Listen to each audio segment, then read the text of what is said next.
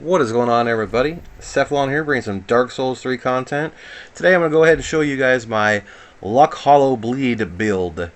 So this build is going to be much like the ones you've seen before, but I'm going to go ahead and explain to you a bunch of the other things that you'll need to know when you're doing this build. So we're going to show you what it is to start off. It's 122. It was a 120 build, but I needed to get 2 more attunement.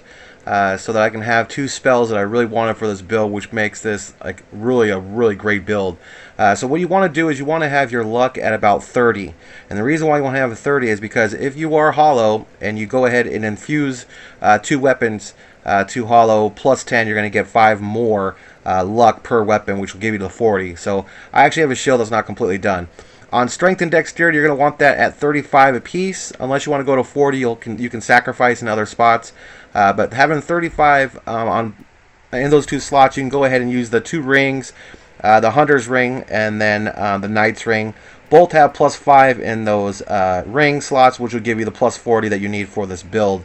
And the other rings are kind of optional. You could kind of mix it up. Obviously, if you're going to be doing duels, you want to use your Hornet's Ring. That definitely gives you the good damage. You know, maybe a Chloranthenine Ring for the stamina.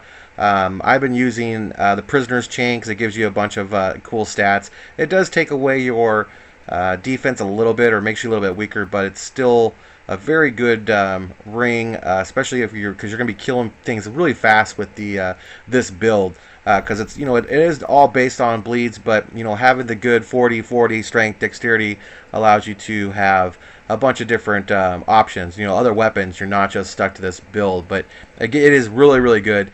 So it doesn't really matter what katana you want to use as long as you can infuse that katana. Katana like a Chaos Blade, you can't use that one in this build, but you can use the Wash Pole, which is very popular. And it's got some really good move sets. It's very long reach. The Uchi Katana, and then obviously the ones I'm using right now. Basically the double swords. I forgot the name of it right at the moment in my head, but I ramble on this, so I don't want to go too far. And also, I use the Hollow Spiked Mace as my, I guess you can call it the gank weapon. It's it's a big weapon, so you can get multiple opponents when you're doing your duels, and it actually packs a really good punch on there. So what I want to show you guys here is I want to show you how to get the hollow gems, because they are very rare, and that's where we're at right now as well. But there's a couple spells that I like to use. Rampart, which will help you with farming. That kind of tames the mobs you're fighting. You can do like it's basically like one mob, and then they'll fight whatever mobs are near you. Or what you can do is once you charm it, you can go ahead and kill it if you're having trouble killing them yourselves. But any weapon you can technically infuse to hollow, you can use in this, as long as they got bleed in them. That big mace or the weapon I just showed you a little while ago, that had that has bleed damage, so it's not a katana, but it works. And I use different outfits as well for this. It's just kind of my thing. The Eastern armor works really good when I'm using the washing pole or doing duels. And then when I'm kind of running around the world, I like to use the Drang armor with the assassins, ninja head or whatever you want to call it. So this first part that we're in here, what we're going to do is we're going to go ahead and equip the symbol of Avarice. I believe that's what it's called, and that headpiece is going to allow you to get more souls, but we're going to use it for the drop rate. We're going to want to go ahead and wear it so that we can get some hollow gems. It's a very bad drop rate. So right now, as you can see, I'm just kind of going through some of the weapons we're using and some of the move sets. Obviously this one, the washing pole, it has the block, which you can do for parrying. Plus it's got the R1, which is actually another really good attack. So you can kind of mix up your attacks with it. But you want to get about 2 shots. So they're very good. They're very fast weapons. Obviously the katanas, and that's why they work really well. But yeah, so here's the symbol of Avarice. We're going to put that on. We're going to go ahead and start this farming. So I'm going to show you how to get the gems so you can go and infuse the weapons. And then I'm also going to show you a farming spot for souls, which you've seen before, but I'll show you how this build will help you with that. And then plus we're going to show you the main boss kill. We're going to fight the Soul Cinder at the end of this video, and then we're also going to show you a duel as well.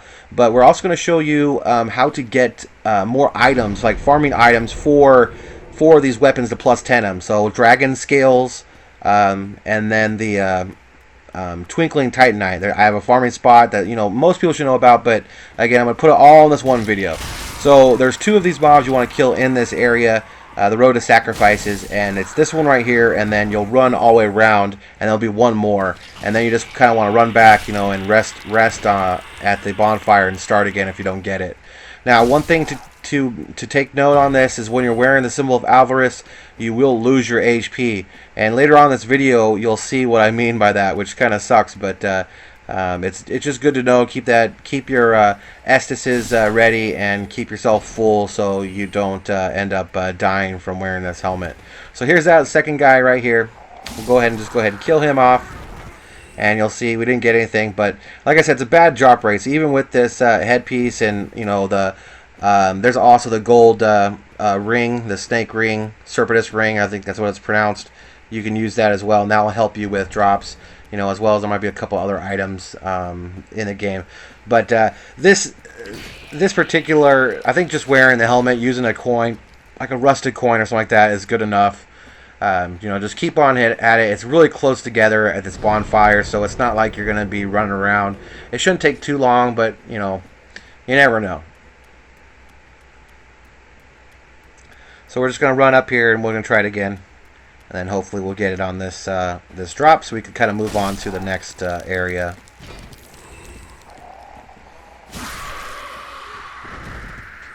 Alright, so there it is. That's the hollow gem. So we are good to go. Pretty happy about that one. It could have taken a long time. Alright, so here's Archdragon Peak, and this is the next spot we're going to go to in this video. Like I said, we're going to cut out, and I'm kind of recording over this, so hopefully you guys can hear me well. So you want to wear the Covetous Gold Serpent Ring for the items, and then the symbol of avarice, and just go from this bonfire, which is basically right next to where the Nameless King is, the big old bell, and then you're going to run all the way across. You're going to fight those little stone lizards. Now, I would probably suggest using a different weapon than your katanas, because it's they're like rocks. It's like hitting rocks. As you see here, we just attacked this guy twice, and he's toast. So the bleeds are, the damage is real. But we're going to go ahead and try. I was going to see if this spell worked on him here to get to charm one of those lizards, because these guys sometimes can be little bitches. They kind of bump you and stuff, and if you're not paying attention, they could kill you. But they're not really strong. They're just kind of annoying. But it didn't work, so we'll go ahead and move on. We'll kill this guy. I'll show you before we change out to our other weapon. You still get really good damage. It's just it's a lot faster and easier to use a bigger range weapon, especially because over here there's just this one. The guy, if you can get him to come out, but there's 3 other ones. So if you get all our attention, you definitely want to use a bigger weapon. So we're going to put the weapon on now, the spiked mace, and we'll go ahead and take out the other guys. Now these guys are what I'm talking. These enemies, they drop the twinkling titanite, and then they drop the scales that we need. So it's a really awesome place to farm, especially for having multiple weapons and just storing these for later on in the game. Or if you want to just get your weapons done before you move on to New Game Plus, come here and get a bunch of these and then go from there.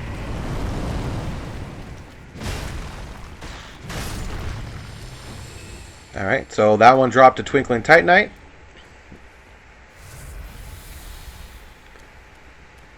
And you'll see how here's 2 guys here. We keep swinging. You can see they're both doing some good damage. Kill those pretty fast. Heal up obviously. But it's a very good mace, so I would suggest you get it. And if you wear your shield on the back, you'll get the extra 5 on the luck as well. So, all right, so we're gonna go ahead and try these guys one more time. Just get this last one. I cut it out for you, and you can see in this one with the helmet, we got a Titanite scale and a Twinkling Titanite in 1 kill. So definitely a good one. All right, so right now you'll see me casting Tears of Denial. And that's pretty much what I wanted to get the 2 attunements slots for, or again the 12 attunement slots, because you needed the 12 to be able to use to actually cast that spell, and then you get that ring for the attunement, and then you go ahead and cast that spell. So that was one of my main reasons. It's a really cool spell. What it does is, even though you get down to 0, let's say someone's about to kill you, it gives you like one more shot.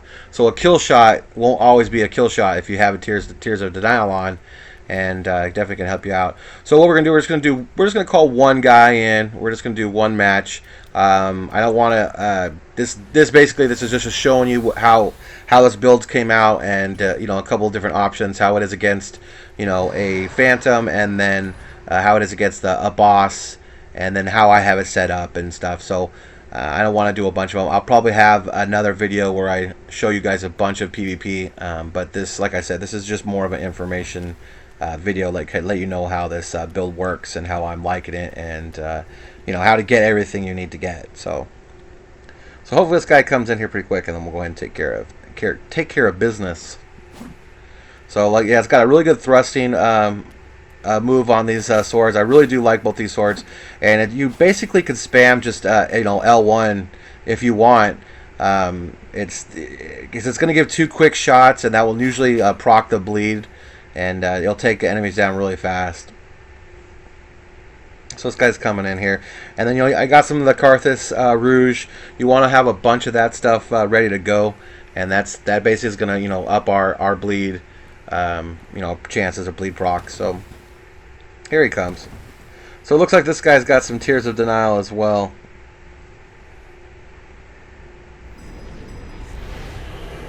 Okay. Now we're trying to bow, but looks like he's not having any of that.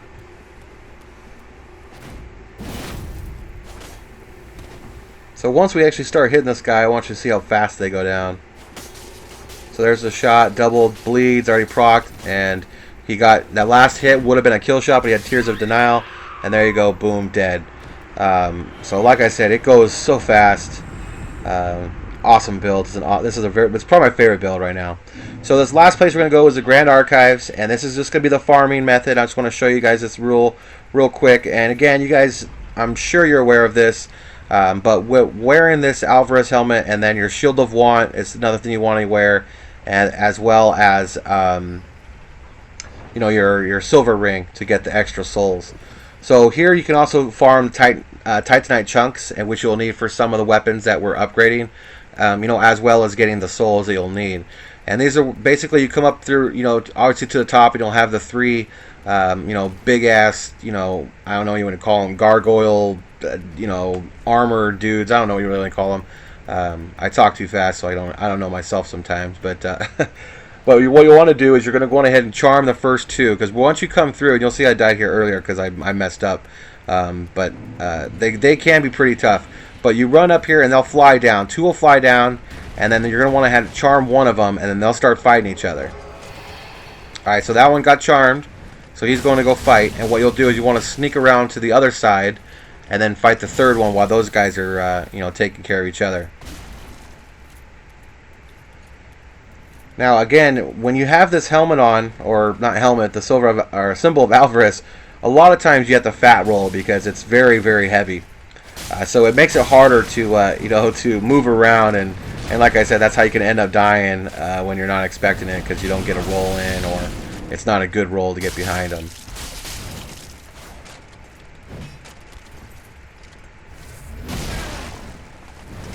But just make sure you drink your orange juice, and you'll be good.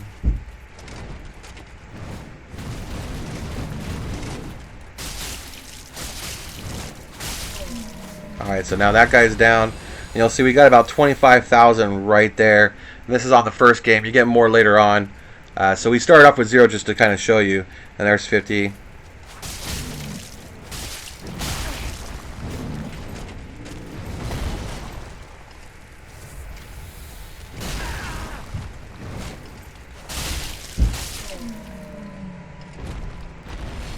Alright, so large titanite shard. Like I said, you get the chunks as well. But we got bad luck there. So we've got about 77,000 just in those 3 kills. And you know, one of them you didn't even have to do yourself. So what you want to do is you'll homeward bound, or homeward bone, I should say, back, and then just come up and try it again. So it only takes a couple minutes, and if you don't have the chest headpiece like I do, you can still, you know, it's not a ton less. You still make a lot of coin, or souls, I should say, not coin.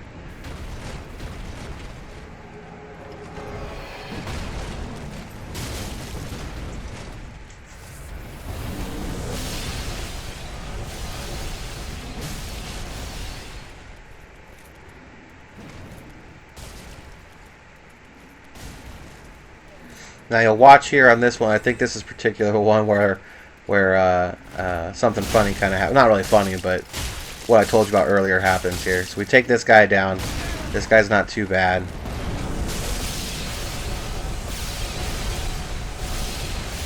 You gotta watch out for that move right there. It kind of sucks if you get stuck with it and get hit.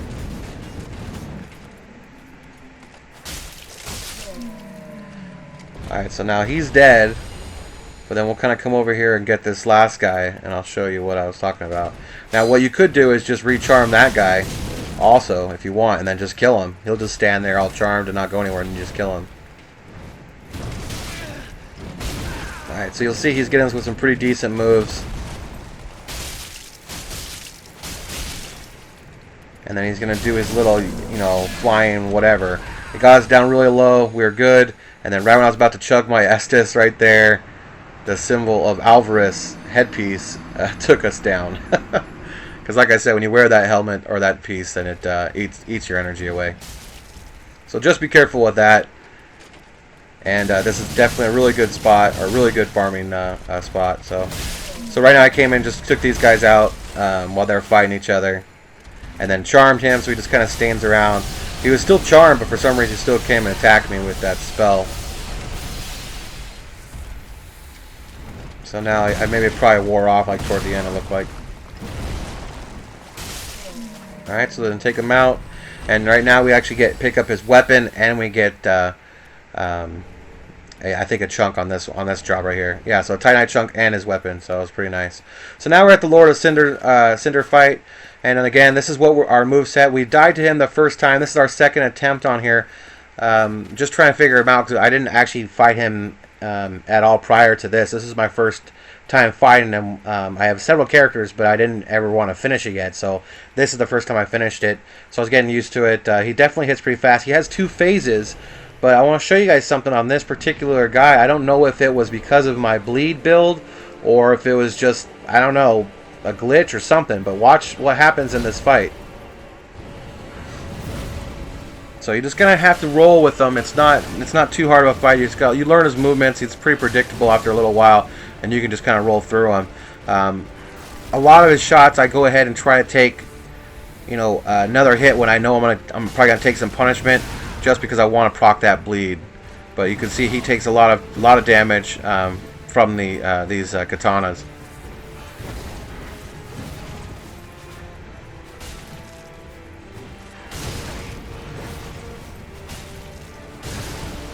So there was nice little bleed damage on that one.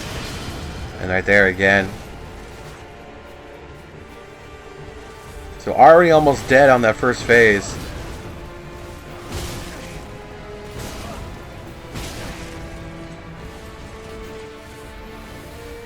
So we're going to run in and try to finish him off. Now he's on his knees. Gave him some huge damage. Almost toast right there.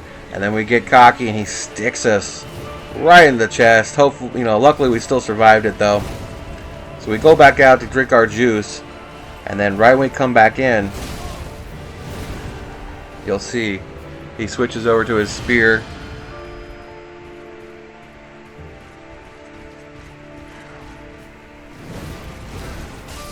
And boom, we tag him in the back and hit him twice, and then he goes down. So I drink up and I go ahead and put my rouge back on, but he's just dead. Didn't even get to the second phase, so I don't know what happened there, but pretty crazy. So hopefully you guys liked the video here. Let me know if you know what happened, why he didn't go to a second phase. Maybe it was the bleed, but I'm not really sure. So I was definitely surprised. But I'm really loving this the bleed hollow build. If you guys have any questions about it, want to know where I get certain items that I didn't talk about, just go ahead and let me know. Subscribe and like if you are new, and I will see you guys again soon.